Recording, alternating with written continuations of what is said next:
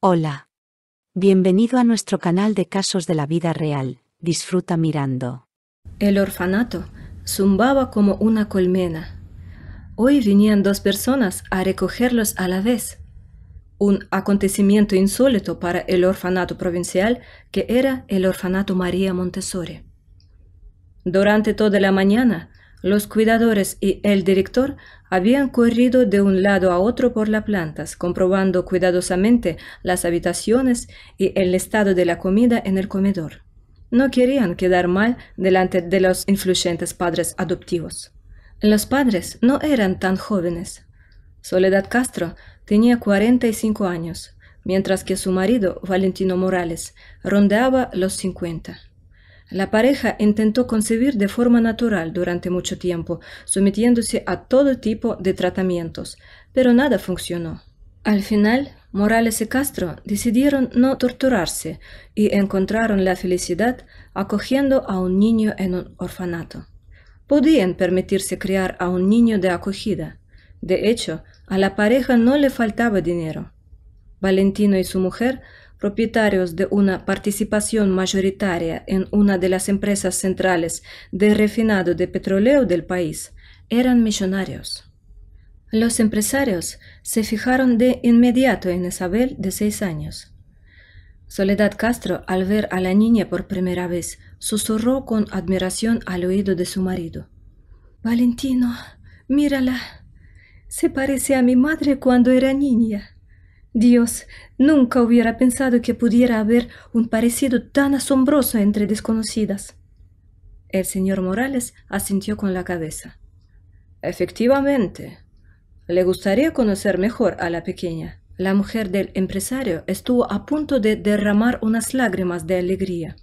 ¿Quién les iba a decir que después de probar tantos métodos científicos e incluso semimísticos no convencionales, acabarían encontrando su verdadera felicidad en el orfanato? La pareja tomó la decisión correcta. Isabel resultó ser una niña muy modesta y educada. Y lo que es más importante, sus futuros tutores le caían realmente bien. «Entonces, ¿no tienen miedo de llevarme a su casa?», les preguntó la niña. «Porque normalmente los adultos se llevan a alguien como yo, juegan conmigo y luego me devuelven. Dicen que no sirvo para su familia». Soledad Castro se arrodilló delante de la niña. «¿Qué eres, cariño? No eres un juguete que hay que devolver a la tienda. No estás defectuosa ni rota de ninguna manera. Eres un ser humano. Y no volverás a ese lugar, no te preocupes. Vivirás en el mejor hogar, en una habitación con los juguetes más bonitos, esperándote cada día. Pero solo si somos lo bastante buenos para ti como padres, claro. Dime, ¿te gustaría ser nuestra hija?». A la mujer miró a los ojos de la niña con indisimulada esperanza, e Isabel ni se lo pensó. «Sí», dijo la niña con seguridad, y abrazó con fuerza a su madre adoptiva por el cuello. «Dios mío». En un arranque de emoción, Soledad besó a Isabel en la mejilla. «Te juro que serás la niña más feliz del mundo». Si la mujer del empresario supiera cuánto deseaba que la pequeña Isabel creyera eso. Nunca había conocido a sus padres y había vivido en un orfanato desde que nació. Lo único que sabía de su pasado era que la habían abandonado en un orfanato poco antes de Semana Santa, por lo que había odiado esa fiesta durante toda su vida adulta. Cuando todos los papeles estuvieron listos y el tribunal reconoció por fin a Morales y Castro como tutores, Isabel se preparó para abandonar el orfanato, muy contenta y despreocupada. En esta ocasión, la niña incluso se arregló un poco. Pidió a la maestra que le ayudara a tejer cintas de colores en sus trenzas y se puso su mejor vestido, que ella misma había planchado. Todo estaba listo para que el bebé pasara a una vida totalmente nueva, con una familia cariñosa y brillantes esperanzas para su futuro. «¡Qué suerte tienes, pequeña Herrera!», era la envidia del resto del orfanato. «¿Sabías que los casos como el tuyo son uno entre 1.000.000? ¿A qué se debe? Preguntó la niña un poco avergonzada. Aún no podía creerse que fuera tan especial, que de entre todos los huérfanos personas tan maravillosas quisieran elegirla solo a ella. Ahora sigue ahí. No es culpa mía que les gustara a mis padres. Inés Rodríguez, una niña pelirroja un par de años mayor que la propia Isabel, solo reía, pero en su risa había resentimiento y una profunda comprensión de cómo era el mundo que rodeaba a la niña. Isabel, no entiendo por qué te han elegido. ¿No eres tan lista como para no entender las cosas más sencillas? ¿Cuántos años tienes? ¿6? Y los mayores, los que vienen aquí por los niños, suelen llevarse a los pequeños, de 3 o 2 años, a veces incluso menos. También se llevan millonarios. Es una terrible injusticia, ¿no? Aunque... Inés se rascó deliberadamente la barbilla pensando en ello. Puede que lo de la adopción fuera solo un pretexto. Y de hecho, ahora te llevarán al extranjero y allí, como venderte por órganos. Inés puso cara de susto y fingió atacar a Isabel. La niña de 6 años sintió como si se hubiera encogido por dentro. Estaba asustada. Por un momento creyó las tonterías que Inés le había dicho deliberadamente. No, no te creo, gritó por fin Isabel en la cara de su compañera. Mis padres no son así. No van a cortarme para conseguir órganos. ¿Quién está a punto de conseguir órganos? Rodríguez, ¿estás asustando a la gente otra vez? ¿Qué clase de chica es esta? Su propio destino no funcionó, así que ahora quiere hacer daño a otras personas. ¿Qué clase de entretenimiento es este? Inés hizo una mueca en la cara al responder, pero luego habló. Entonces, ¿por qué es todo tan injusto, señora Verónica? ¿Por qué mi propia madre alcohólica me echó de casa y a esta la recogen unos ricos en un coche, aunque nunca haya visto a sus verdaderos padre y madre y no sepa lo que es vivir en familia? ¿Por qué? La profesora miró a Inés con indisimulada melancolía. Verónica Jiménez era una joven treintañera que aún no había endurecido su corazón ni su alma. Lamentaba sinceramente que Inés hubiera caído en aquel aprieto, pero por desgracia no podía responder a su pregunta. «Isabel, ¿estás lista para irte a casa con tus nuevos padres?», preguntó la maestra y cogió a la niña de la mano, mirando furtivamente a la enfurecida Inés. Por supuesto, estoy deseando ver dónde voy a vivir, y mamá y papá no veo la hora de verlos. La señora Verónica sonrió cariñosamente a la niña. «Bueno, pues vámonos, que ya te están esperando abajo la señora Castro y el señor Morales». Para su sorpresa, la niña miró a Inés y le pidió a su profesora un minuto más. La señora Verónica accedió a regañadientes y le dijo que la esperaría en la puerta. En cuanto salió, Isabel se acercó a la niña pelirroja y le dijo, cogiéndole la mano: «Inés, no me ofendes. Sé por qué estás tan enfadada, pero se te puede ayudar». «¿Cómo, me pregunto, puedes ayudarme?», le preguntó Inés sorprendida. «No escuches a nadie que te diga que Papá Noel no existe. Todos los años le pedía un regalo para mis padres. Le supliqué y le supliqué y le supliqué y esperé. Tú también deberías intentarlo. Solo tienes que tener mucha fe en él, y entonces todo se hará realidad». Con estas palabras, la niña se despidió de Inés, sorprendida por el reconocimiento, y de los demás niños, y se acercó a la profesora. «Ahora sí que estoy preparada», declaró Isabel, y cogió la mano de Verónica Jiménez. Cuando la pequeña Isabel bajó al vestíbulo del orfanato, le llegó el turno de la verdadera sorpresa. Sus padres adoptivos la recibían felices con sonrisas alegres en sus rostros, pero no estaban solos. Valentino llevaba de la mano a un niño que aparentaba unos 9 o 10 años, mostrándole un porte que le hacía sentir como si lo tuviera. «¿Quién es este?», preguntó Isabel desconcertada. Te presento a Soledad, dijo Soledad sonriendo. Este es tu hermano mayor, Nicolás. También se quedará con nosotros. Decidimos que te aburrirías creciendo sola, así que nos los llevamos a él también. De hecho, la millonaria pareja no pudo tomar una decisión definitiva en ese momento.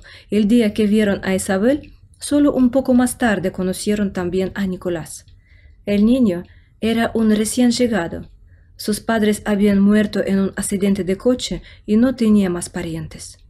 Así fue como acabó en el orfanato. El niño conquistó por completo el corazón del señor Morales, que no podía permitir que se quedara en el orfanato. Así que la pareja decidió llevarse a los dos niños. Para Isabel, un protector, un hermano mayor para ella, y para el cabeza de familia, el empresario pensó que el pequeño Nicolás sería un gran heredero. Valentino Morales pensaba darle toda la gestión de su negocio, porque a los 9 años Nicolás ya era bueno en cálculo mental y tenía un gran interés por la economía y los cálculos matemáticos. Nicolás les saludó de buen grado y se inclinó hacia Isabel para darle un beso en la mejilla. «Mucho gusto». «Isabel Morales Castro», respondió solemnemente la chica y besó al chico en la mejilla a su vez. «Así que ahora somos hermanos, ¿verdad?» «Sí», asintió Nicolás. «Creo que seremos amigos si no presumes demasiado. Ya sabes que no soporto a las chicas que presumen o alardean de sus cosas». La cara de la pequeña Isabel se contrajo de sorpresa al instante y pareció confundida. «Oh, qué hombre tan serio eres, Nicolás». Su padre adoptivo le dio una palmadita en la espalda. «Bueno, niños, podéis hablar mucho de camino a casa en el coche. Gracias por todo, señorita Verónica, y dígale al director que le estoy muy agradecido». Se despidieron del personal y se dirigieron a la casa en un gran coche negro de lujo. Condujeron durante mucho tiempo, al menos 2 horas. Por el camino, Nicolás tocó suavemente el hombro de la chica y le dijo: «Isabel, tú no te enfades conmigo. Es que cuando llegué aquí, al orfanato, todo el mundo intentaba decirme lo inútil y estúpido que era comparado con los demás. Una chica en concreto destacaba la pelirroja, ¿verdad?» Isabel supo al instante de qué estaba hablando. «Sí, ¿cómo lo supiste?» Nicolás asintió y preguntó al mismo tiempo. Isabel susurró al oído de su hermano para que sus padres no la oyeran. «Es Inés Rodríguez. Siempre está cabreando a todo el mundo. Es horrible». «Ya veo», respondió pensativo el chico. «Por suerte, no la volveremos a ver». «Es verdad», respondió la chica. «Pero de todas formas, no te enfades con ella. Me da pena de verdad». «¿Pero por qué?», se preguntó Nicolás. «Solo hacía travesuras a todo el mundo y no le gustaba a ninguno de los profesores, aunque todos intentaban tratarla con amabilidad». Isabel era pequeña, pero ya había comprendido muchas cosas. Al fin y al cabo, la vida en el orfanato hacía a los niños maduros y reflexivos más allá de su edad. «Tuvo una vida muy dura antes de ir al orfanato», respondió Isabel. «Sus propios padres la metieron allí». Nicolás murmuró algo en respuesta, y en ese momento el coche entró en las altas puertas de hierro forjado de su propia casa familiar. «¡Vaya!», exclamó encantado el chico. «¿Es esta nuestra casa?» «¿Te gusta?», preguntó su padre con una sonrisa en la comisura de los labios. «Mamá y yo llevamos años construyendo esa casa para poder vivir aquí contigo como una gran familia». «Es muy bonita». Isabel miró entusiasmada la enorme mansión de 3 plantas. «Mamá, papá, qué bien que nos hayáis elegido. Muchas gracias». Soledad Castro se turnó para besar primero a su hija y luego a su hijo, tras lo cual toda la familia entró en la casa. Los niños iban a conocer al personal de la casa y a la niñera Paula Fernández, una encantadora anciana que cuidaría de Isabel y Nicolás mientras sus padres empresarios están en la oficina o de viaje de negocios. Los años siguientes los pasaron como si estuvieran en el seno de Cristo. Sus padres les hicieron unas habitaciones infantiles preciosas, donde los niños primero jugaban con los juguetes más bonitos y modernos y luego hacían todos los deberes. Cada uno tenía su ordenador y su consola de juegos, y la habitación de Isabel estaba también llena de una enorme colección de maravillosas muñecas y ositos de peluche de todo tipo de modelos y colores. ¿Qué se puede querer con todo eso? Uno pensaría que cuando creciera se llevaría todo ese ejército de peluches a su propia casa. No lo sabes, ¿verdad? Sacando la lengua, la niña se burló de Nicolás. Nunca me separaré de estos osos. No importa la edad que tenga, 30, 40 o incluso 150. Nicolás se limitó a sonreír. Tonta, la gente no vive tanto. Pues serás una vieja profunda con tus juguetes. ¿Qué gracia tiene eso? Los niños podían discutir sobre este tipo de cosas ad infinitum. Cuando más mayores se hacían Nicolás y Isabel, más les interesaba hablar entre ellos y sobre temas diferentes. Por supuesto, como en cualquier familia, de vez en cuando tenían pequeños conflictos sobre su comportamiento, pero se resolvían pacíficamente y con comprensión. Los empresarios no veían el sentido de poner ninguna restricción a sus hijos. Pensaban que después del hogar infantil, los hermanos solo debían sentir el buen trato de la sociedad y de las personas cercanas a ellos. Por lo tanto, todas las disputas en su familia se resolvían únicamente mediante charlas educativas y un sistema de multas domésticas, aprender un pasaje de un libro o tocar una determinada pieza musical en el piano familiar.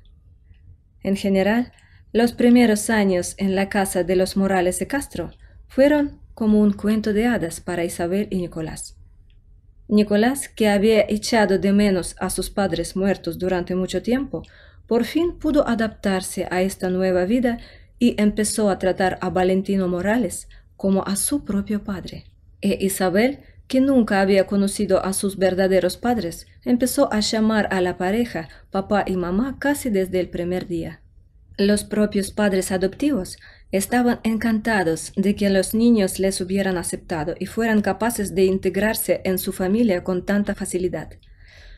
Numerosos conocidos de los empresarios se alegraban de conocer a los niños en celebraciones conjuntas o salidas a actividades campestres como picnic.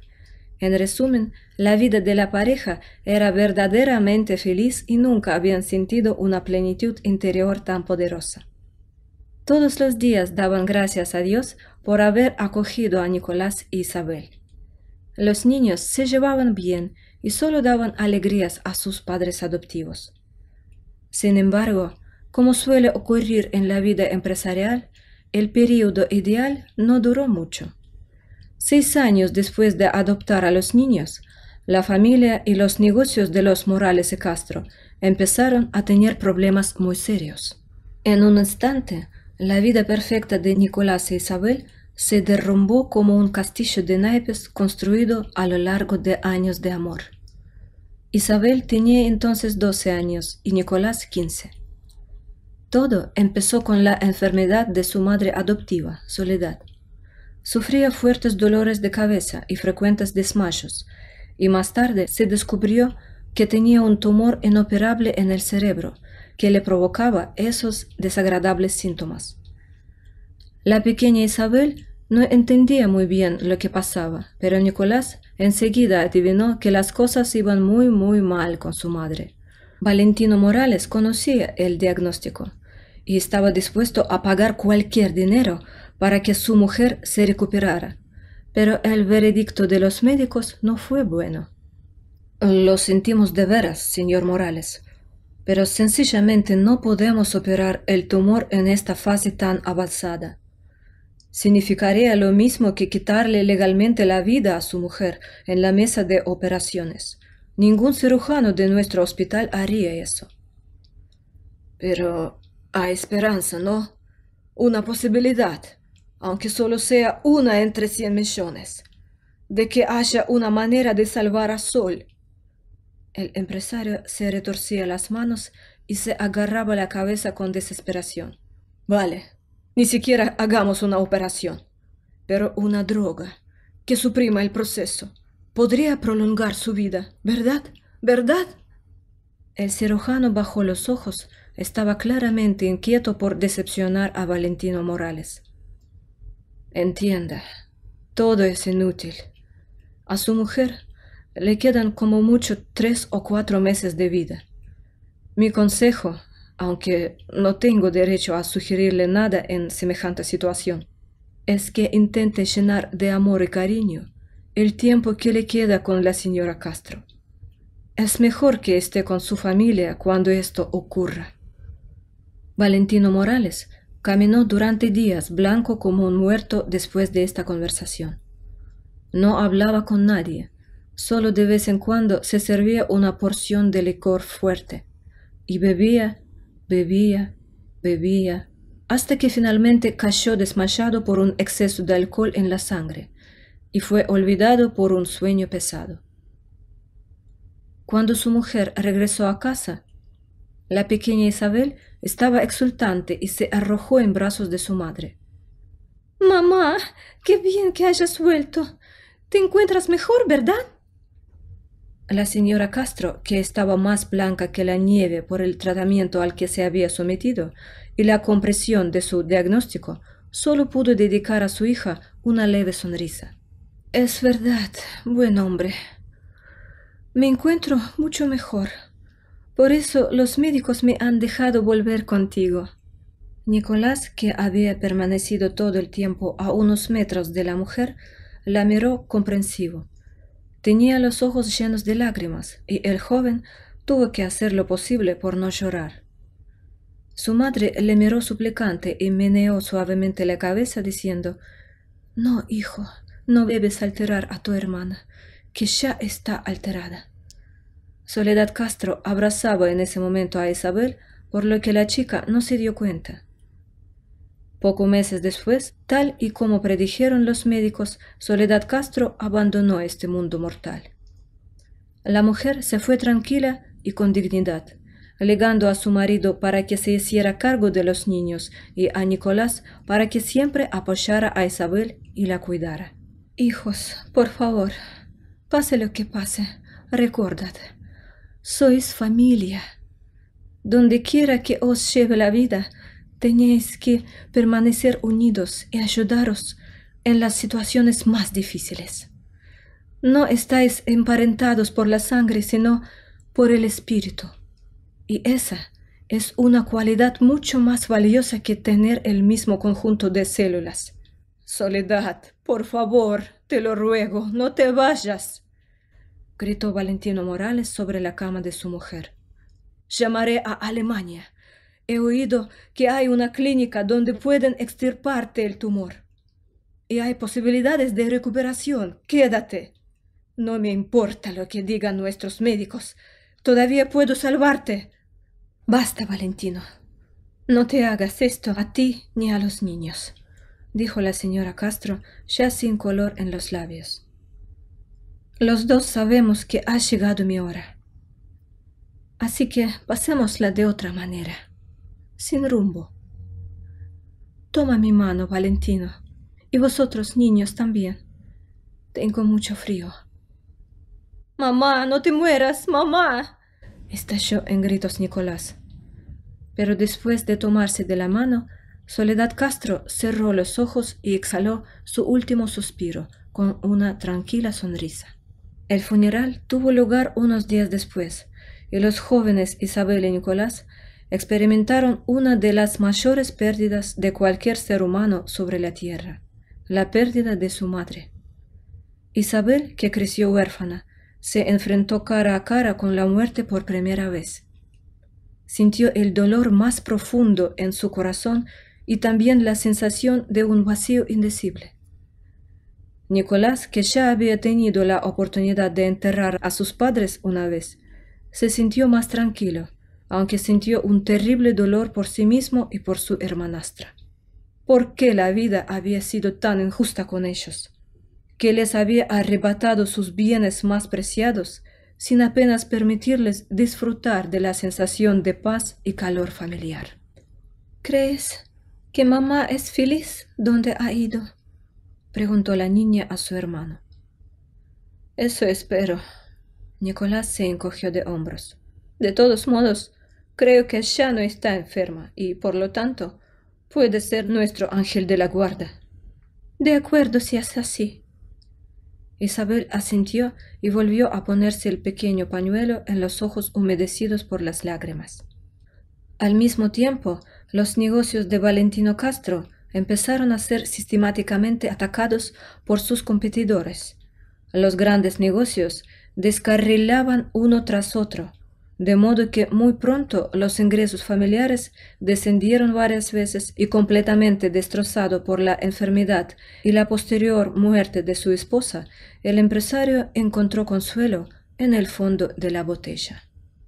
Pronto, codiciosos competidores tomaron el negocio de Valentino Morales en sus manos, obligándole a él y a sus hijos a abandonar su lujosa mansión.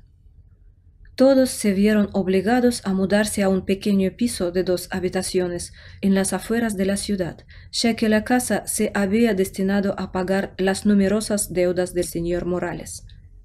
Ya no podía mantener una vivienda tan cara, así que despidió a todo el personal y vendió prácticamente todo lo que había de valor en la casa, incluidos los electrodomésticos de los niños e incluso la colección de osos de peluche de Isabel. La niña, que para entonces ya había probado la amargura de la vida sin su madre, se tomó con calma la venta total de sus posesiones.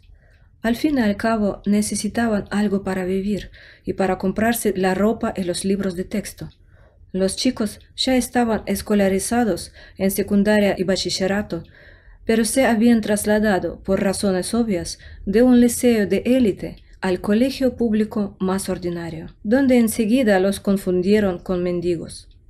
Todo esto podría haber sobrevivido si no fuera por la profunda embriaguez de su padre. Cada vez más Valentino Morales tocaba fondo, incapaz de hacer frente a la muerte de su amada esposa y a la destrucción de la obra de su vida. A menudo, cuando su hermano y su hermana volvían a casa del colegio, veían allí a gente muy extraña y a veces incluso francamente marginal. Era como si emborracharan a propósito al antiguo empresario, sacándole todo el dinero de los bolsillos por el camino.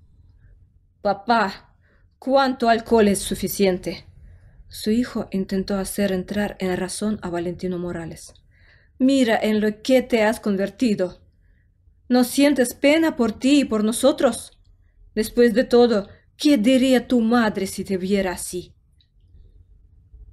«No eres en absoluto nuestro hijo. Y Soledad y yo queríamos tanto a nuestros hijos. No debería haberte llevado entonces. ¿Sabes? Mi niña habría tenido menos preocupaciones. No estaría enferma. Soledad». El hombre abrazó la botella de whisky vacía y rodó sobre su otro costado. «No es nada bueno, ¿verdad?», preguntó Isabel a su hermano con tristeza. «No te tomes en serio sus palabras, Isabel», le pidió Nicolás. «Ahora mismo no está pensando en nada por culpa de la bebida. Se arrepentirá cuando vuelva en sí». Pero el tiempo pasaba y Valentino Morales no pensaba dejar de beber sin parar. El hermano y la hermana empezaron a ser acosados en el colegio, llamándoles perdedores, alcohólicos, en referencia a la incesante bebida de su padre, y otros motes poco halagüeños. Unos meses más tarde, la historia de la bebida de Valentino Morales tuvo su conclusión natural, aunque trágica. Un día al hombre literalmente le dio la fiebre, y el ex empresario saltó por la ventana del 9º piso mientras gritaba el nombre de su mujer. Nicolás, que entonces tenía 15 años, hizo todo lo que pudo para proteger a su hermana de semejante conmoción.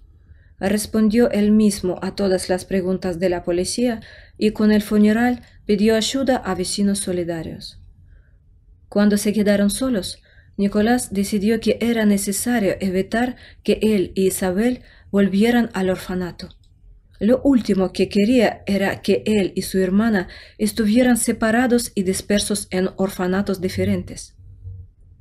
«Tenemos que huir, Isabel», instó a su hermana. «Y tenemos que huir ahora, antes de que vengan a buscarnos los de servicios infantiles». ¿Qué quieres decir con huir, Nicolás? La niña le miró y él pudo ver el miedo en sus ojos. «De la forma habitual, en autobús. En el autobús pueden vernos y preguntarnos dónde está el billete y por qué no están los adultos. Y en el tren podemos ir de vagón en vagón sin que nadie nos vea».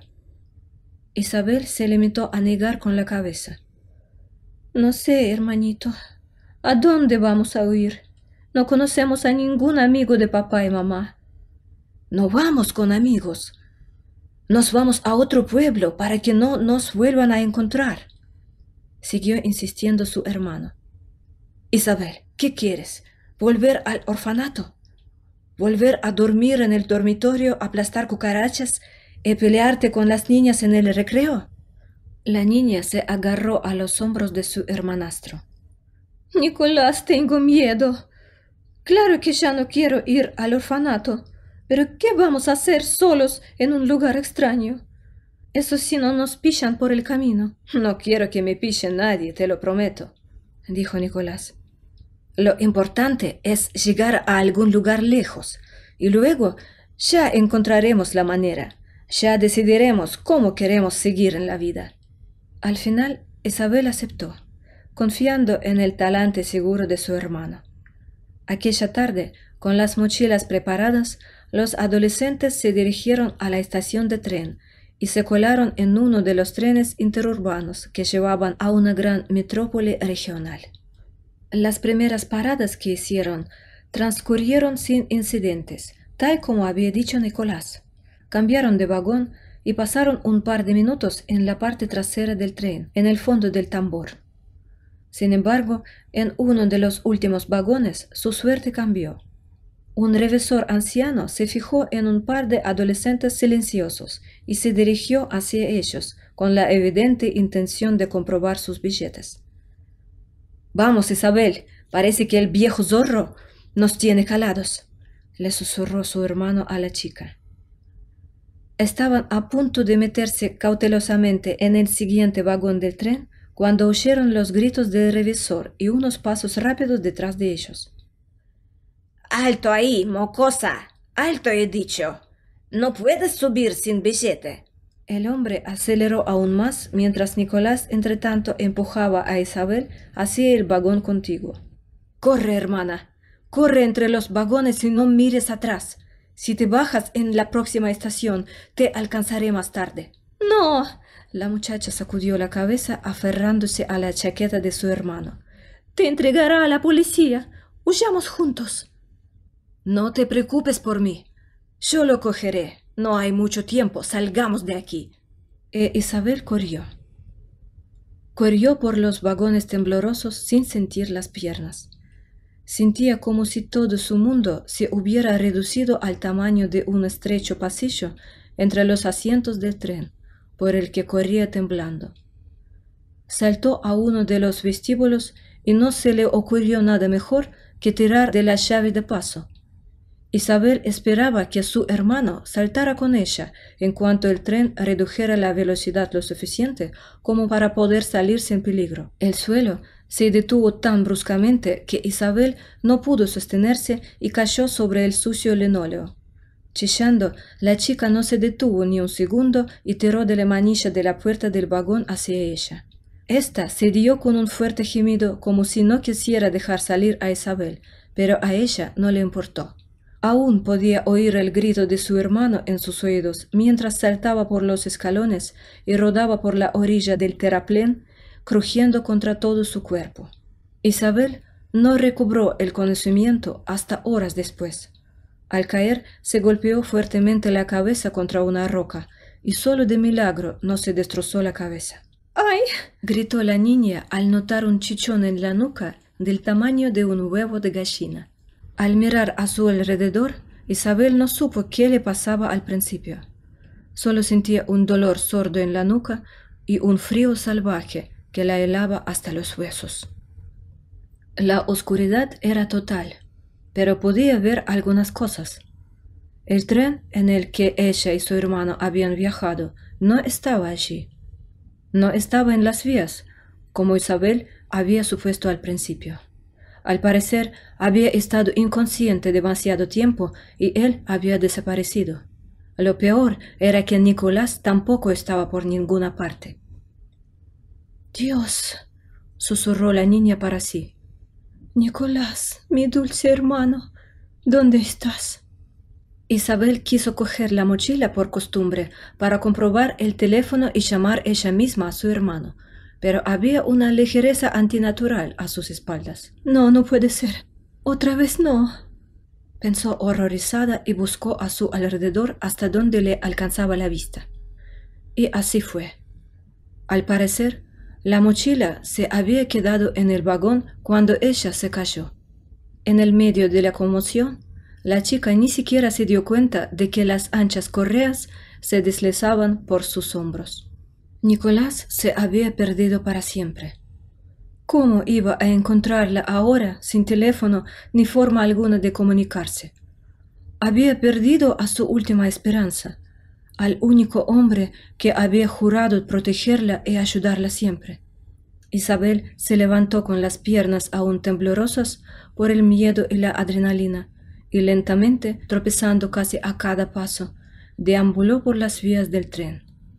Caminó y lloró, llorando a su hermano, a su madre y a su padre, y su vida antes hermosa, ahora perdida para siempre. Por favor, den un ingreso a una pobre huérfana. Mi madre ha muerto, mi padre también. Me he quedado ciega de un ojo. No me dejan trabajar. Es casi imposible estudiar con mi vista. Por favor, den un ingreso a una pobre huérfana ciega. Isabel, con el pañuelo enrollado en la cabeza y la cara manchada de hollín y barro, y con la mano tendida hacia los ciudadanos solidarios, estaba de pie frente a un gran centro comercial de comestibles en el centro de la ciudad. Si alguien le hubiera dicho hace unos años que estaría mendigando en la calle así, con el viento helado, llevando una chaqueta ligera y unos vaqueros medio acanalados, no se lo habría creído. Sin embargo, tenía 21 años y llevaba deambulando por las calles desde los 13, y no veía otra perspectiva para sí misma.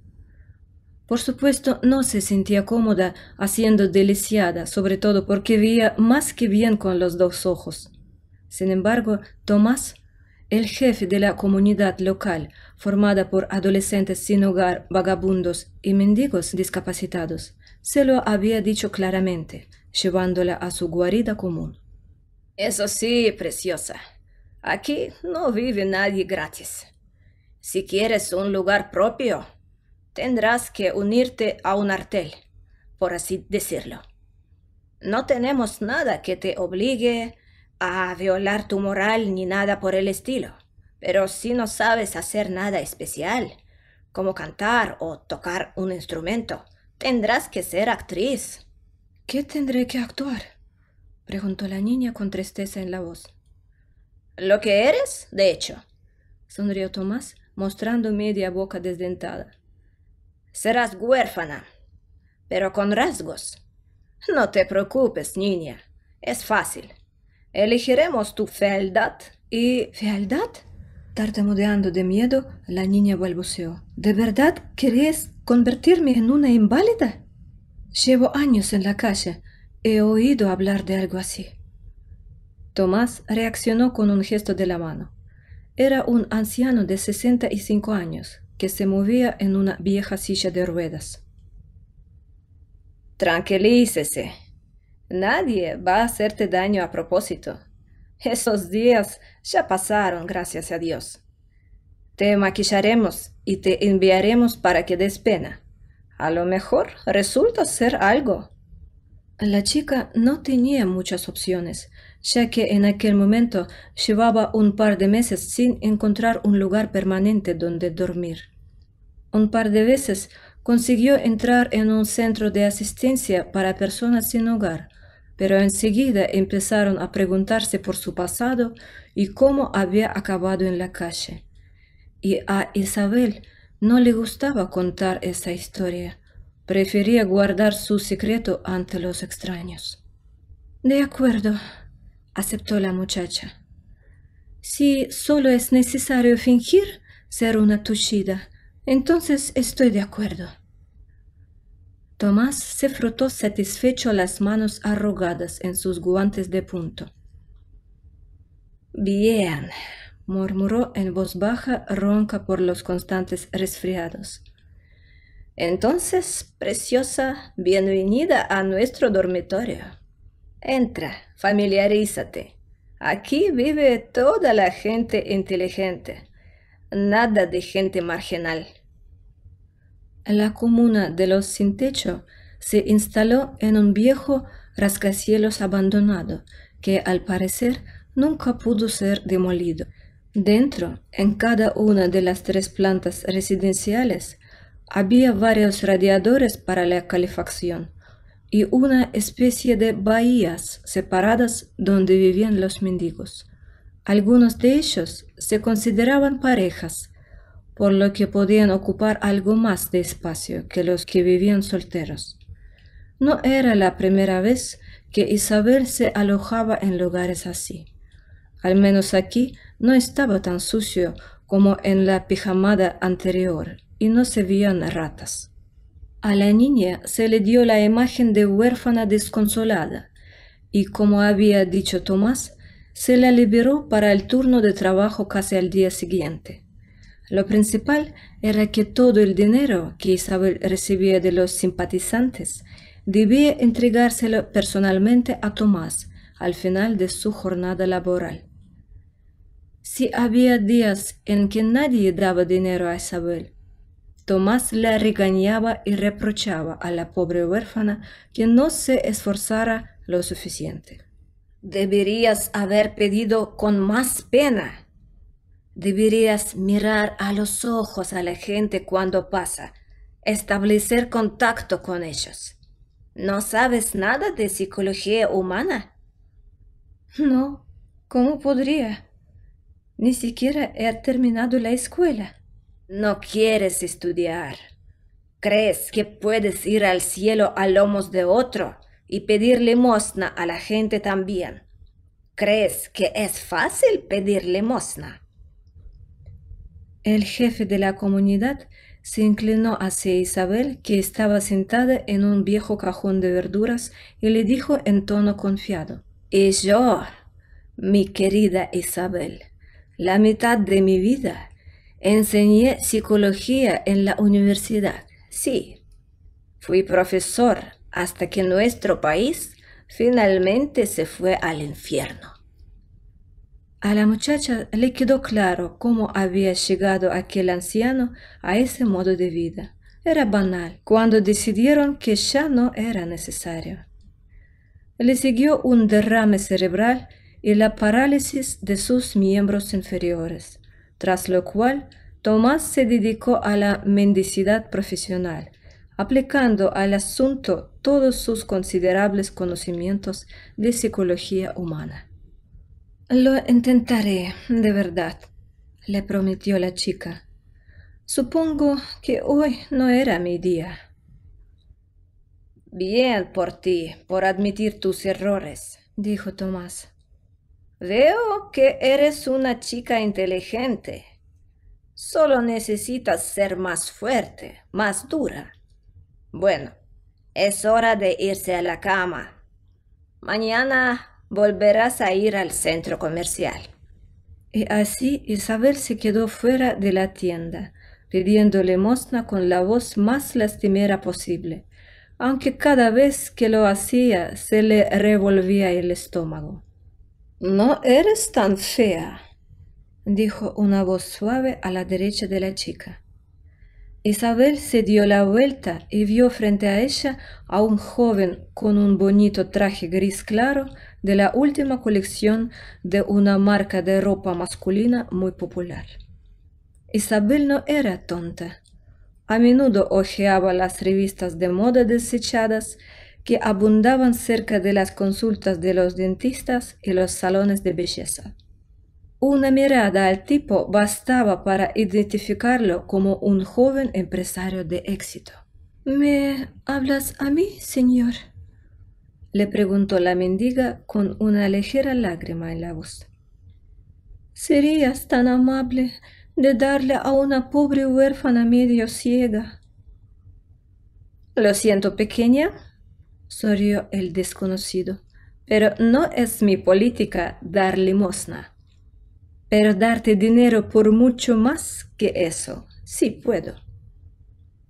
Isabel frunció el ceño y se dio la vuelta para marcharse, preguntándose qué tendría en mente aquel joven mocoso. ¿Ni siquiera va a escuchar lo que tengo que decir?, aclaró con calma, dando un par de pasos perezosos en su dirección. 100,000 pesos en el camino. Isabel se quedó inmóvil. ¿100,000? ¿Lo dice en serio? ¿Qué es lo que quiere?, preguntó volviéndose hacia él. Ahora, sonrió el chico con sorna. Esto es más bien una conversación constructiva. ¿Cómo te llamas para empezar? Isabel, contestó desafiante. ¿Qué más da? Tengo muy poco tiempo. O me dices lo que vas a pagar de 100,000 o me voy. Tengo mucho que hacer. Las oscuras cejas del empresario se alzaron. Oh, tienes mal genio, tienes mal genio. Bueno, eso es muy apropiado. En fin, quiero comprarte. Adiós. Isabel se dio la vuelta bruscamente y aceleró el paso, tratando de llegar a la esquina del edificio donde pudiera desaparecer lo antes posible. Un momento. El hombre que se había acercado a la puerta la cogió del brazo. Me has entendido mal. No pretendo comprarte. Solo necesito tus servicios para una noche. Nada de intimidad, de verdad. Isabel estaba agitada. Sentía que el corazón le latía con fuerza. No se fiaba de aquel hombre de negocios de altos vuelos. «Habla», dijo con los dientes apretados y le arrancó el codo de un tirón. «Me haces daño. Suéltame». Él la soltó al instante y mostró una hilera de dientes blancos como la nieve en otra sonrisa de satisfacción. «Tengo un trabajo que hacer y necesito tu ayuda. Te vestiré como una dama. Te llevaré al mejor salón de belleza para que brilles como un penique nuevo en el final». «¿Estás loco?». Isabel puso en duda su cordura. «¿Qué ganas con eso? ¿O lavar vagabundos es un pasatiempo para ti?». El empresario pareció dejar pasar su sarcasmo y continuó. «Después de ponerte guapa, tú y yo iremos a un restaurante. Allí tendrás que seducir a un hombre sin intimidad, como te he dicho. Solo dale un abrazo apasionado, tal vez un beso en la mejilla. Pero haz que parezca que hay chispas en el aire. Te lo garantizo, te tomará por una compañera de negocios y no sospechará nada. Y ya he encargado la cena para ti. Solo falta hacer realidad mi plan». «Todavía no me has dicho cuál es tu papel en toda esta actuación». Isabel siguió insistiendo. «Si no me lo dices, no lo aceptaré. Puedes intentar buscar a otra persona para esta aventura». «Eres una chica con principios, ¿no?». El chico sonrió. «De acuerdo, te lo diré, pero solo porque me gusta tu descaro. Grabaré tu abrazo con la cámara, así que haré un par de fotos y quizá grabe un vídeo corto. Y ya está. Ni siquiera me notarás. Me sentaré unas mesas más atrás. Hay una zona oscura en el restaurante». Así que es un trato. Una noche con ropa bonita y en un restaurante de lujo, y 100.000 rublos son tuyos. La muchacha vaciló. Por un lado, el hombretón no le exigía nada de eso, pero por otro, una especie de inquietud recorría el corazón de Isabel. ¿Puedo pensarlo?, preguntó moviendo la barbilla. Dios mío, va a pensar. Rodó los ojos el hombre de negocios. De acuerdo, te doy 24 horas. Después te las pagarás tú. Mi oferta se echará a perder. El joven sacó del bolsillo una pequeña tarjeta de visita completamente negra con letras plateadas y se la entregó a Isabel. Aquí tienes mi número de teléfono y la dirección de mi oficina de trabajo. No hace falta que vengas a mi despacho, pero si te ocurre algo urgente durante la tarde, avísame. Si lo haces, nos vemos mañana en el mismo sitio. El hombre de negocios recordó algo y le sonrió. Ah, por cierto, se me olvidaba decírtelo. Toda tu ropa y tus joyas también se quedarán contigo después de esta noche. Puede hacer lo que quiera con ellas. Llevarlas de vacaciones en su casa de vagabundo o venderlas. Recibirás mucho dinero por ellas, te lo aseguro, según mi experta opinión. Isabel bajó los ojos y leyó en la tarjeta de visita: Felipe Cortés, alto directivo de Asiático Industries. El nombre de la empresa no significaba nada para ella, pero el título de alto directivo era alarmante. ¿Por qué iba a necesitar sus servicios un señor tan rico? Cuando la mendiga levantó la vista, el empresario no aparecía por ninguna parte. Es un tipo raro, pensó Isabel para sus adentros y regresó a la comuna. Cuando Tomás se enteró del trabajo ofrecido a Isabel, sus ojos se iluminaron de emoción. Claro, acepta, Isabel. ¿En qué otro sitio vas a ganar tanto dinero como haciendo recados para este ricachón? ¿Te das cuenta de que con ese dinero se podría mantener a toda la comunidad durante 2 meses, verdad? Económico, sí, pero aún así no tenemos que preocuparnos por los mismos comestibles. Nos estamos quedando sin provisiones. Pero, ¿y si fuera algo ilegal? Tomás, no quiero ir a la cárcel. El líder de los sin techo solo apretó con más fuerza la mano de Isabel y sus ojos redondos se desorbitaron esperando más dinero. ¿De qué te sirve? Harás tu trabajo y luego te escaparás sin que nadie se entere. Vamos, muchacha, o te echo a la calle a vivir.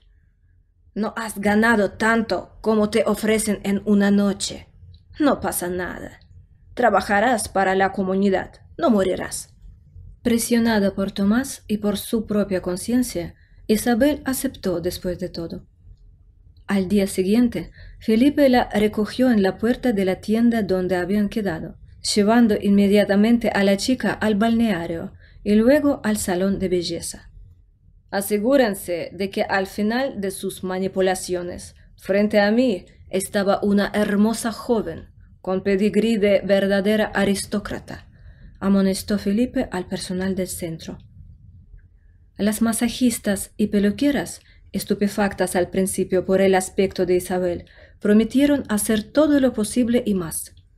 Isabel pasó más de 4 horas en manos de varias masajistas. Todo ese tiempo la lavaron, la vaporizaron, la masajearon con todo tipo de cremas, la pelaron y le hicieron la manicura. En una palabra, el personal del centro de bienestar hizo un trabajo excelente. Cuando Isabel se miró en el espejo después de todos estos tratamientos, ni siquiera reconoció inmediatamente su propio rostro. Su piel estaba lisa y suave, sin hematomas bajo los ojos ni vasos rotos por el frío. El pelo volvía a estar liso y brillante, y le caía por la espalda en una bonita cascada. Le habían cortado las puntas y tenía el pelo muy cuidado y acabado. Así, mucho mejor. Muy bien hecho. Felipe elogió a los trabajadores del balneario y llevó a la niña al siguiente punto de transformación, un salón de belleza y varias tiendas de ropa y zapatos de moda. Allí convirtieron a Isabel en una auténtica princesa. Le eligieron ropa bonita e elegante, le hicieron la manicura y la peinaron al aire. Para completar el look, Felipe le regaló personalmente un precioso colgante de oro con un diamante y unos pendientes. Toma, esto es para que te sientas plenamente una dama de la alta sociedad, le dijo Cortés. Quiero una chica segura de sí misma, no una vagabunda tartamuda aunque completamente desaliñada. Isabel no replicó nada, aunque estaba agradablemente conmocionada por su propia transformación. La emoción de la tarea que tenía por delante seguía atormentándola. Relájate y no pienses en nada. Solo dilo como lo hemos ensayado. Felipe le dio las últimas palabras de ánimo antes de enviarla sola al restaurante. Yo vuelvo enseguida y tú distraes a nuestro cliente. En el coche en el que se dirigían al restaurante, Felipe e Isabel elaboraron las frases que ella debía decir para fingir que era una mujer de negocios. Ella hizo acopio de todas sus fuerzas y sentimientos y entró en el vestíbulo del lujoso restaurante con paso seguro. Pero cuando Isabel se acercó a la mesa donde estaba sentado su cliente, las piernas le flaquearon y casi tropieza con sus altos tacones de aguja. «¡Nicolás!», fueron las únicas palabras que pudo pronunciar. En la mesa ya preparada para la cena estaba sentado su hermanastro perdido. El mismo Nicolás que una vez había perdido absurdamente en el ferrocarril. «No, eso es imposible», pensó al principio. «Han pasado tantos años. Debo estar equivocada». En cambio, el joven sentado a la mesa tenía los mismos ojos verdes y el mismo pelo rubio. Claro que con el tiempo Nicolás se había hecho mayor, más robusto y con más hombros, pero sin duda era él. «¿Isabel?», susurró sobresaltado mirando fijamente a la indigente vestida con un traje de señora de negocios. «No puedo creer que seas tú. ¿De verdad eres tú?». Sin duda era su hermano mayor, el que estaba frente a Isabel, y también reconoció a su hermanastra. De pura emoción, la muchacha incluso olvidó por qué había venido y abrazó con fuerza al que había sido su pariente perdido. El joven correspondió a sus sentimientos. Habiéndose fundido en un feliz y estrecho abrazo, los hermanos no tenían ni idea de que en ese momento les estaba fotografiando Felipe, que como les había prometido estaba situado en el vestíbulo para que no pudieran verle. «Bien hecho, tortolitos. Más, esto es perfecto», dijo el empresario, observando la alegría en los ojos de ambos al mirarse y la forma gentil en que Nicolás tomó la mano de Isabel y la ayudó a sentarse a la mesa. «No eres mala chica, Isabel», murmuró un complacido Cortés mientras seguía quitándoselas. «No bien ha entrado. Ya está listo para comer de tu mano. Entonces tenía razón contigo». En ese momento se produjo la siguiente conversación entre Isabel y Nicolás. «Isabel, ¿cómo llegaste aquí en primer lugar?» «No me refiero a este lugar, sino a los negocios». «¿Cómo entraste en el campo de la biotecnología? Tus compañeros me recomendaron que eras una brillante especialista en el campo de la promoción biofarmacéutica». Fue ahora cuando Isabel se dio cuenta de que había estado jugando demasiado a la mujer de negocios. No sabía qué decirle a su hermano, que parecía estar tomándose en serio toda la mascarada. «Oh, Nicky», dijo casi llorando, «en realidad no me dedico a los negocios, pero...» «Oh, ¿a quién quiero engañar, Nicky? No soy una mujer de negocios». «No lo entiendo». El chico frunció el ceño. «Explícamelo, por favor». Isabel se secó las lágrimas, intentando no emborronar su caro remel. «No tengo dónde vivir, la verdad. Soy una vagabunda». Al principio, Nicolás pensó que se refería a su pasado, así que le contestó con calma. No te preocupes tanto, Isabel. Cálmate, por favor. No tiene nada de malo empezar tu carrera desde abajo. Recuerdo cómo nos perdimos entonces. Yo también vagaba por las calles, trabajé de cargador, repartidor de periódicos y de lo que se terciara. Incluso trabajé del criado para un hombre influyente durante unos años. Me caso pronto. Me caso con la hija del mismísimo señor Márquez. ¿Has oído hablar de él? Es un gigante de las radiocomunicaciones. Es dueño de todo el negocio regional de servicios móviles. Faltan 2 semanas y Mónica y yo nos casamos.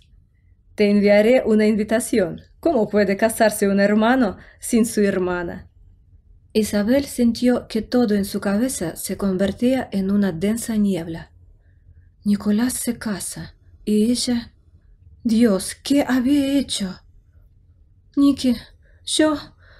Quiso explicarse la chica, pero en ese momento sonó el teléfono de su hermano. Hola, señor Márquez. ¿Pasa algo? Preguntó Nicolás a su futuro suegro.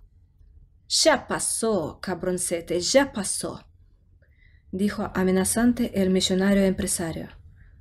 ¿Sabes qué imagen tan fascinante acabo de recibir? ¿Qué, pensabas casarte con mi Mónica y dejarlo así? Señor Márquez, espere, yo no sé a qué se refiere.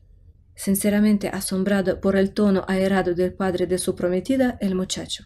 Se oyó una risa amarga en el auricular. No te hagas el angelito conmigo, ¿quieres?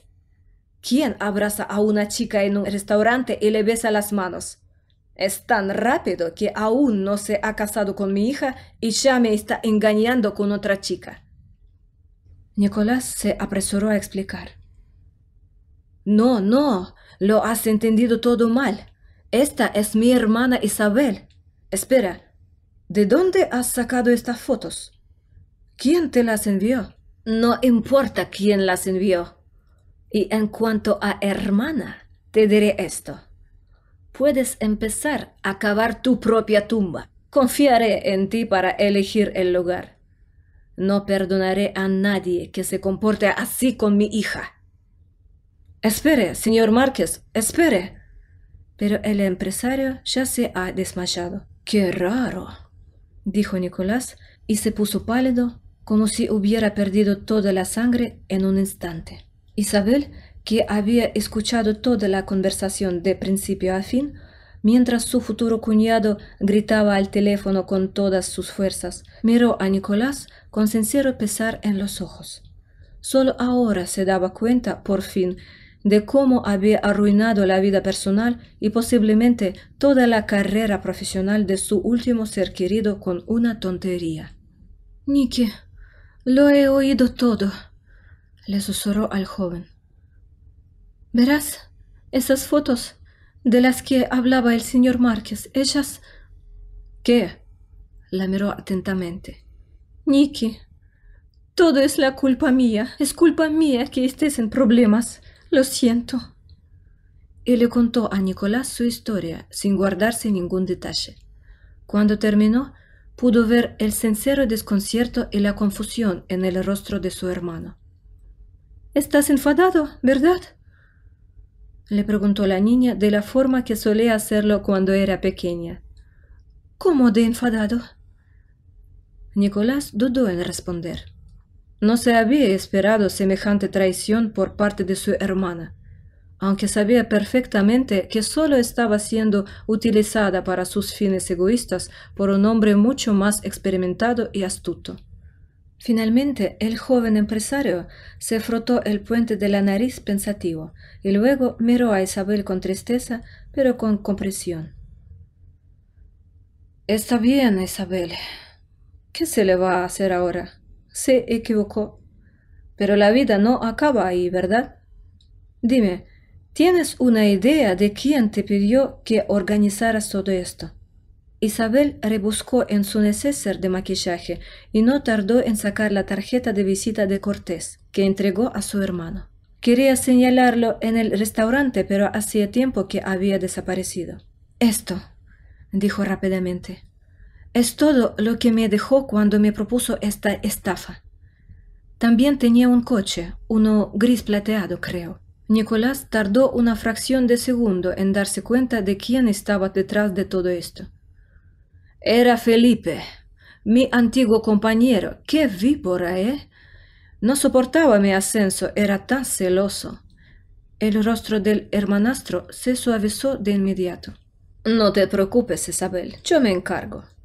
Si has sido tan estúpido como para dejarte todas sus coordenadas, mañana en la Junta General lo pillaremos fácilmente.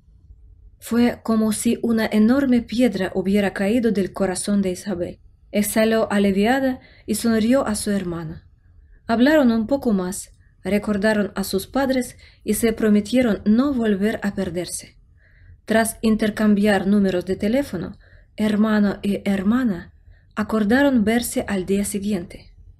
Isabel le juró a Nicolás que si necesitaba su presencia para demostrar su inocencia ante su futuro suegro y su prometida, ella siempre estaría dispuesta a contarles su versión de los hechos y a pedirle perdón al millonario. Sea lo que sea, Isabel, estoy muy contento de haber encontrado de nuevo a mi querida hermanita.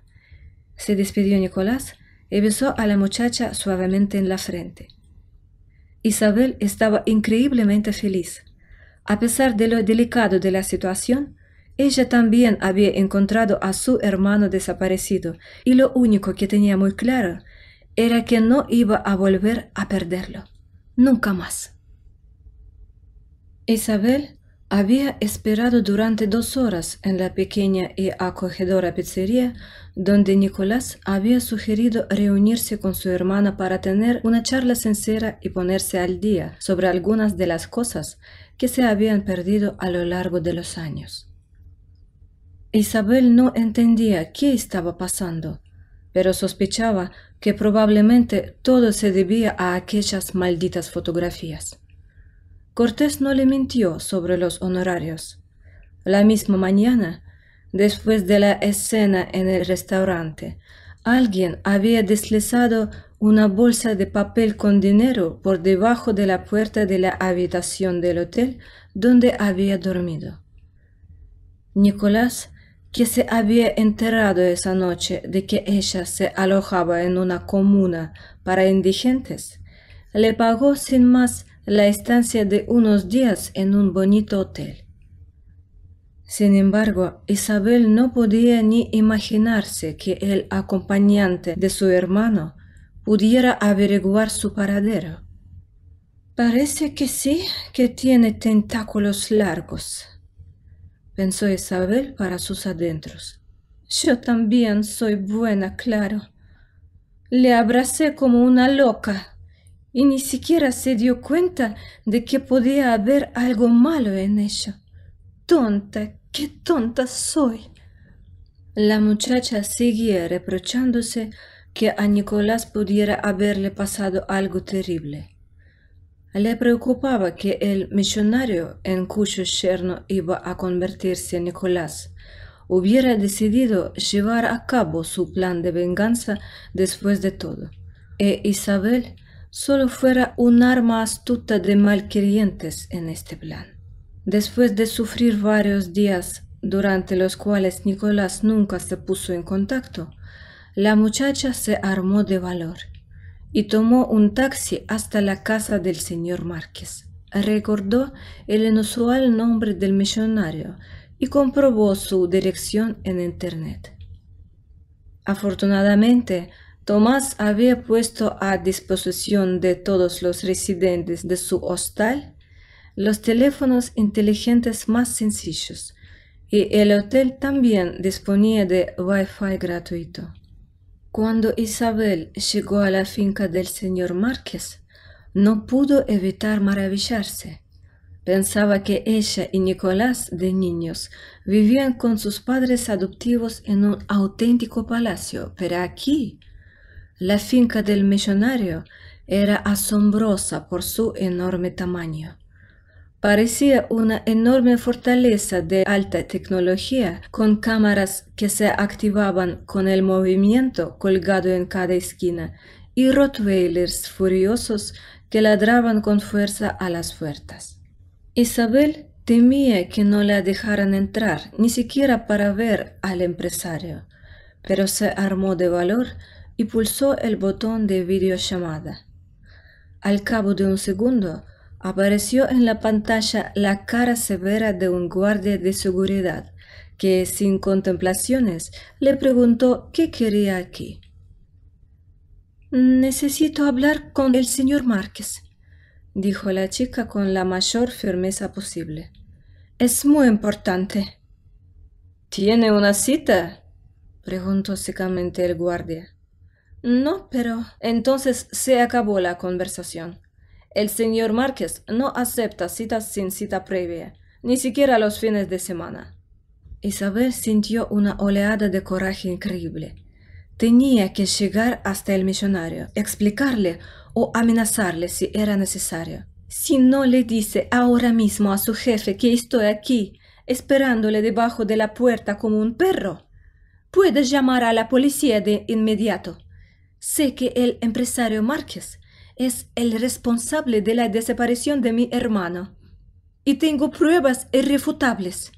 El guardia de seguridad se sintió un poco avergonzado por esta presión, pero aún así la soltó. «¿Puede esperar un minuto?». Un cuarto de hora más tarde, cuando Isabel ya había perdido toda la paciencia, la puerta se abrió por fin y la dejaron entrar en la mansión. Los guardias escoltaron a la muchacha hasta el interior de la casa, donde fue recibida por el mismísimo señor Márquez. Un hombre alto y apuesto, con una hermosa melena canosa y unos profundos ojos azules, enseguida se llevó a la muchacha hacia él, aunque en ese momento estaba dispuesta a soltarle un escándalo. «¿Qué has hecho con mi hermano Nicolás?». Inmediatamente Isabel se abalanzó sobre él. Las cejas del hombre se alzaron con asombro. «Te he reconocido. Salías en la foto con el novio de mi hija, ¿no?». «Sí, pero soy su hermana. Y le amenazaste. Yo misma lo oí», dijo Isabel moviendo la barbilla. «Eso sí, si se le cae un solo pelo de la cabeza, yo…». El millonario se limitó a reír levemente, como si estuviera representando un gracioso sketch de algún niño. «Querida, ¿no te sientes mal por casualidad? ¿Que mate a un granuja que engañó a mi hija?». Claro que estaba muy enfadado con él, pero ya no estábamos en los 90 y desde luego no tenía intención de quitarle la vida. ¿Quién sabe por qué se escondía? Quizá tenía problemas de dinero y prefería no contárselo a nadie. ¿Has considerado esa posibilidad? «Papá, ¿qué está pasando?». De repente se oyó una melodiosa voz femenina. La rubia menuda, con un vestido verde claro, se acercó cautelosamente al empresario y miró primero a Isabel y luego a su padre sorprendida. «¿Tiene esto algo que ver con Nicolás? Hace días que no me llama. ¿Se encuentra bien?». La rubia miró esperanzada a Isabel, pero el ricachón se apresuró a tranquilizar a su hija. «Todo está bien, Mónica. El traidor de tu prometido solo está pasando desapercibido un tiempo, avergonzado de haber hecho daño a una chica tan guapa». El millonario parecía muy sincero, diciendo que no tenía ninguna razón para hacer daño a su hermano. Y la prometida de Nicolás parecía bastante disgustada. Esta chica parecía quererle de verdad. Nicolás dijo que había un compañero que podría haberle tendido una trampa. «Felipe Cortés», dijo finalmente Isabel. «Quizá puedas ayudarme a probar esta teoría». «Lo siento, pero estoy muy preocupada por mi hermano». «¿Me repite su nombre?». «Parece que nunca se ha presentado», dijo el empresario volviéndose de nuevo hacia ella. «Sí, por supuesto. Me llamo Isabel Morales Castro. Lo que pasa es que Nicky y yo no somos hermanos. Ambos fuimos adoptados por una familia de empresarios. Lamentablemente, nuestros padres ya no viven. ¿Tu madre es Soledad Castro?, volvió a preguntar Márquez. Sí, he oído hablar de la trágica historia de tu familia. Me contó Nicolás. Espera, entonces sois medio hermanos, ¿no? ¿Y tu verdadero nombre es Isabel Herrera? Por un momento, la cara del señor Márquez adoptó una expresión de completo estupor. Luego se acercó tambaleándose al sofá y se sentó lentamente en él. «Papá, ¿estás enfermo?», Mónica corrió hacia él. «Tal vez deberías llamar a una ambulancia», preguntó Isabel con simpatía, sin esperar una reacción así. El misionario, sin embargo, reaccionó con un movimiento de la lengua y miró fijamente a Isabel con sus ojos azules sin fondo. «Isabel, siéntate, por favor. Tengo algo que decirte». Isabel no entendía nada y accedió a su petición. Él le dio las gracias y le contó la siguiente historia. «Verás, Martina y yo no pudimos tener hijos durante mucho tiempo. Mi mujer estaba tan desesperada que incluso estaba dispuesta a probar la fecundación in vitro, pero los médicos le prohibieron terminantemente someterse a ese procedimiento. Había demasiado riesgo de que su cuerpo no pudiera gestar al bebé. Fue entonces cuando empezamos a pensar en la gestación subrogada». El hombre tomó aire antes de continuar. Isabel seguía sin entender, pero escuchaba sin interrumpir. «Encontramos a una mujer en la maternidad, Margot. Ya había tenido 3 hijos y no se oponía a gestar también a nuestro bebé. Cuando la ecografía mostró gemelos, Martina se puso como loca. Seguro que sí, 2 hijas a la vez. Pero entonces, después de dar a luz a gemelas sanas, la madre de alquiler se escapó con una de nuestras hijas. Dios, pensé que mi esposa y yo íbamos a enloquecer. Más tarde se supo que a la tal Margot le habían prometido una gran cantidad de dinero por nuestra hija. Los culpables eran nuestros antiguos rivales, gente implicada en actividades delictivas. Y al final, Margot tampoco recibió ni un céntimo de ellos. Metió a nuestra niña en un orfanato y se escondió durante 2 años, temerosa de nuestra venganza. Martina tenía muchas ganas de matarla cuando se enteró, pero de algún modo conseguí calmarla. «Perdone, pero ¿qué tiene que ver esto conmigo?», preguntó Isabel con cautela, y luego captó la mirada abiertamente curiosa de Mónica. El señor Márquez miró atentamente primero a su hija y luego a Isabel. «Sé que probablemente no me creerás, pero tú eres a quien probablemente he estado buscando todos estos años en gran secreto. Mis hombres, los mejores detectives privados de la ciudad, buscaron en todos los orfanatos de la zona, y cuando te encontraron bajo el nombre de Margot Herrera. Sí, ella misma procedía de un orfanato, así que te registró también como a sí misma. Resultó que ya eras adoptada. Habías vivido con esa familia desde los 6 años, ¿no?» Parecía que Isabel empezaba a comprender el significado de las palabras del hombre de negocios. «Sí», dijo lentamente, «pero no me está diciendo que yo...» «Sí, Isabel. Con toda probabilidad eres mi propia hija. No sabes cuánto te pareces a mi madre. Mónica tiene la cara de Martina y tú...» «Un momento.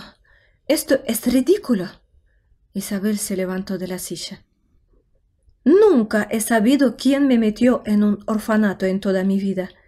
Y siempre pensé en esa familia como mis padres, Valentino y Soledad. ¿Y vosotros? ¿Cómo es eso? Vosotros debéis de ser mi verdadera familia». El señor Márquez Seguía mirando con muda complacencia a su hija encontrada, casi 20 años después. Mónica, aunque sorprendida, también estaba encantada. ¿Por qué es una tontería? Hagamos una prueba genética, ¿vale? A mí personalmente no me importa tener una hermana tan valiente y desesperada que no tiene miedo de acudir a mi muy severo y estricto padre, por cierto. Isabel, que estaba con un asombro indescriptible, dijo que sí. Por algo sentía una subconsciente simpatía por el señor Márquez, ¿no? Y Mónica, la verdad, le daba a Isabel una sensación extraña, como si se conocieran desde hacía décadas. Aclarada la cuestión, Isabel y Márquez buscaron a Nicolás. Los hombres del señor Márquez consiguieron rastrear la señal del teléfono móvil de Nicky, que parpadeaba en algún lugar del cinturón forestal.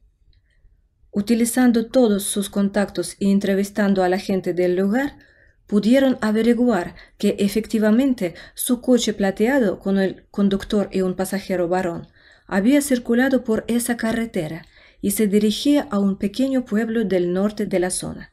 Otras 24 horas después, los sabuesos del millonario descubrieron una casa abandonada en cuyo sótano languidecía Nicolás maltrecho y completamente demacrado. Los hombres del empresario llamaron a la policía y por si acaso utilizaron las cámaras de tráfico para comprobar el número del coche que se había llevado al hermano de Isabel. No había duda, era Felipe Cortés. El celoso y violento compañero fue detenido ese mismo día. Se disponía a dar a sus subordinados la orden de matar a Nicolás. Su plan era astuto.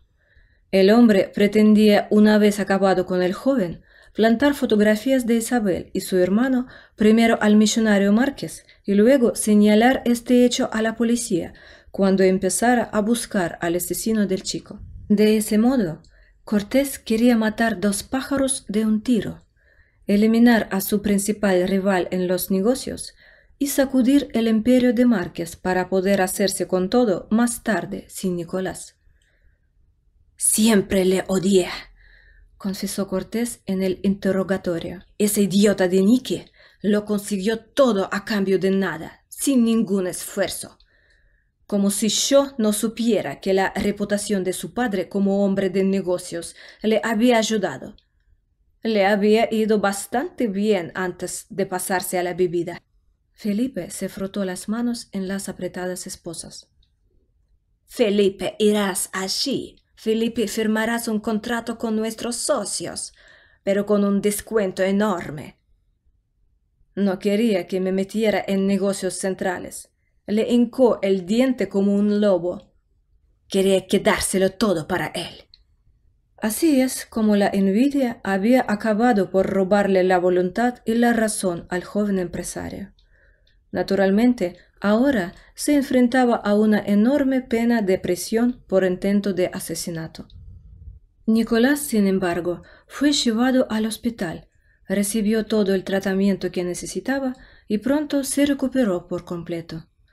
Tras recuperarse por completo, protagonizó una fastuosa boda con Mónica, porque ahora, por fin, se enteraban de que no la había engañado con nadie más. Un par de meses después de la boda, Mónica alegró a su padre con la noticia de su embarazo. La pareja espera con ilusión su primogénito. El señor Márquez e Isabel se hicieron las pruebas de ADN y confirmaron que eran padre e hija biológicos. Así que la propia Isabel, sin esperarlo, se convirtió en la heredera de un millonario y encontró no solo un padre, sino también una hermana. El dinero que recibió de Castro por su estafa lo entregó a vagabundos desesperados que la acogieron.